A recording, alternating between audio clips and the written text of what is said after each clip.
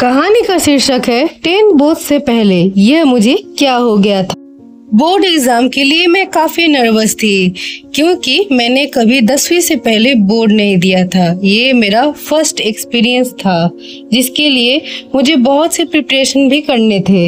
Exam देने से पहले मैं बहुत ज्यादा ही डर रही थी। सर ने एडमिट कार्ड लेने के लिए स्कूल बुलाया था। वहाँ पे हम सभी स्टूडेंट को बुलाया गया था। मैं भी अपनी मम्मी के साथ स्कूल पहुँच गई थी, पर मुझे नहीं पता था कि वहाँ से लौटते वक्त रास्ते में क्या क्या हो जाएगा।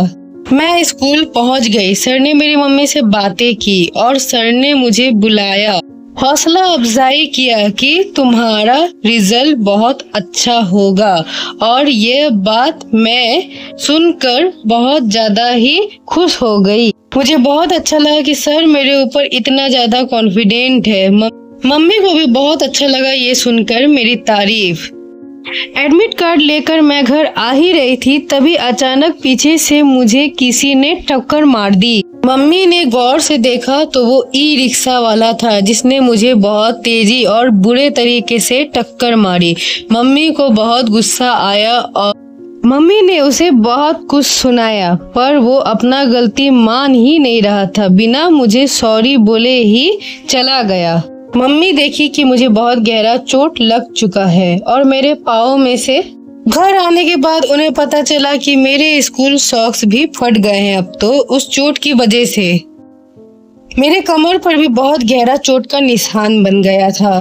और दोस्तों, जब भी मेरी दीदी को या मुझे कुछ भी होता है तो मेरी माँ अकेले ही लड़ती है। जब पापा को मैंने अपनी चोट दिखाई तो पापा ने ज्यादा इस बार पर गौर ही नहीं किया, और जब दूसरे दिन वो गौर करते हैं मेरी चोट के निशानों पर तो मम्मी को बहुत कुछ सुना देते हैं।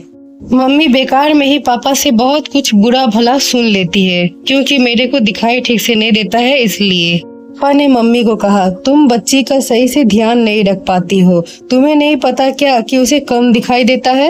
इतनी कड़ी कड़ी बात सुनकर मेरी माँ को तो कानों में से बस खून ही मानो आने को था। मेरी माँ इतनी सहनशील महिला है कि वो अपना दुख किसी से जाहिर नहीं करती है।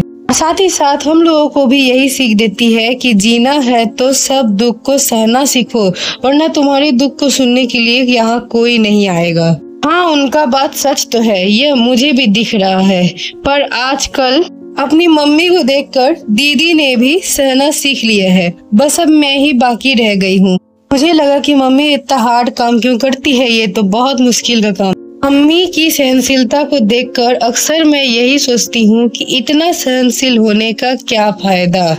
लोग तो तुम्हें देखकर जान भी नहीं पाएंगे कि तुम किस दुख से गुजरती हो, और ना ही लोगों को ये बात एहसास होगा कि इसके भी कुछ तकलीफ है, इसमें भी कुछ भावनाएं हैं। और ठीक वैसा ही होता है मेरी मम्मी के साथ। कोई नहीं जानता कि उनके साथ क्या चल रहा है। मम्मी को समझने वाला शायद इस दुनिया में कोई नहीं है। मैं जितना भी चाहे समझा लूं, पर उनके कामों में मैं कहाँ कोई हाथ बटा पाती हूँ, ना दिखने की वजह। उम्मीद है आप सभी को ये भी कहानी बहुत अच्छी लगी होगी। आप सभी की रिक्वेस्ट में मैंने हिंदी में बनाया है।